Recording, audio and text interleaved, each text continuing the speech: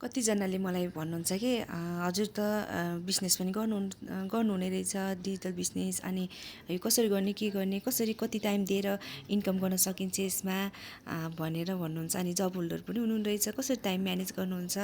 भन्नुहुन्छ कि होइन हो मैले चाहिँ मेरो परिवार दुईजना छोरी हुनुहुन्छ होइन मेरो परिवार छ अनि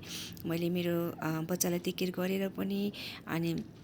झन् स्पेसली हामी ममहरू त झन् बिहान के कति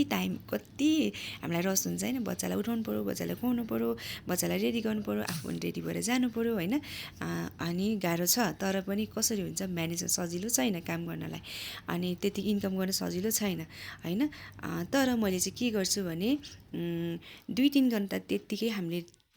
मोबाइल चलाउने टाइमलाई चाहिँ मैले यता युटिलाइज गर्छु अनि मैले आफ्नो घर अनि बच्चा आफ्नो काम सबै कुराहरू हेरेर अनि मैले चाहिँ त्यो टाइमलाई यता युटिलाइज गरेर इन्कम गर्छु लर्निङ गर्छु ग्रोथ गर्छु होइन अनि त्यसरी नै हो कि गर्ने है हजुरहरू पनि इच्छा छ भने मलाई रिच आउट गर्नुहोस् बाई बाई